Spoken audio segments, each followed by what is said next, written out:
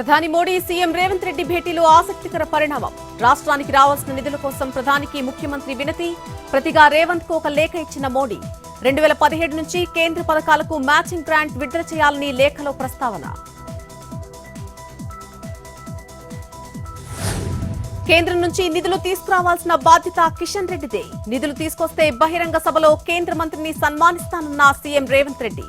కేసీఆర్ కోసమే కిషన్ రెడ్డి పనిచేస్తున్నారని విమర్శలు. మెట్రో విస్తరణ ప్రాజెక్టును అడ్డుకున్నారంటూ ఆరోపణలు.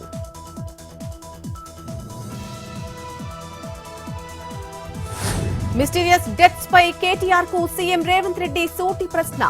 దుబాయ్లో ప్రొడ్యూసర్ కేదార్ చనిపోతే ఎందుకు స్పందించలేదని నిలదీత. డ్రగ్స్ కేసులో కేదార్ నిందితుడిగా ఉన్నాడన్న రేవంత్ రెడ్డి.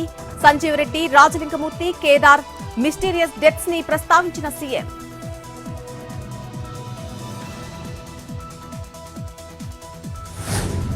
తెలంగాణలో గ్రాడ్యుయేట్ టీచర్ ఎమ్మెల్సీ ఎన్నికలకు సర్వం సిద్ధం. జగిత్యాల జిల్లాలో 71 పోలింగ్ కేంద్రాలు ఏర్పాటు. రేపు ఉదయం 8 గంటలకు ఓటింగ్ ప్రారంభం. పోలింగ్ కేంద్రాల వద్ద 144 సెక్షన్ అమలు.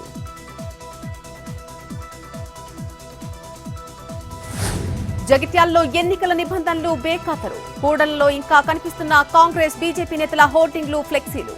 ఎమ్మెల్సీ ఎన్నికల ప్రచారం నిన్నటితో ముగిసినా పట్టించుకోని అధికారులు.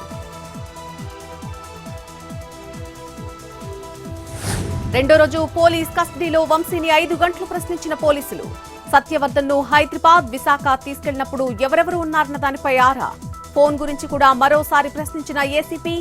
నిన్నటిలానే తెలీదు, సంబంధం లేదని చెప్పిన మాజీ ఎమ్మెల్యే.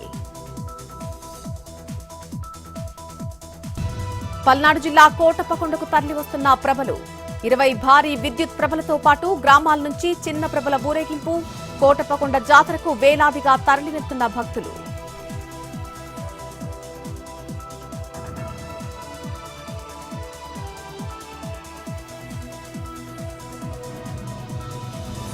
టీవీకేని క్లోజ్ చేయాలని రకరకాల ప్లాన్లు చేస్తున్నారు. పార్టీ 2వ ఆవిర్భావ దినోత్సవ వేడుకల్లో విజయ్ సంచలన వ్యాఖ్యలు. వచ్చే ఎన్నికల్లో విజయం ఖాయమని ధీమా. బీజేపీ, డీఎంకే నాటకాలాడుతున్నాయని విమర్శలు.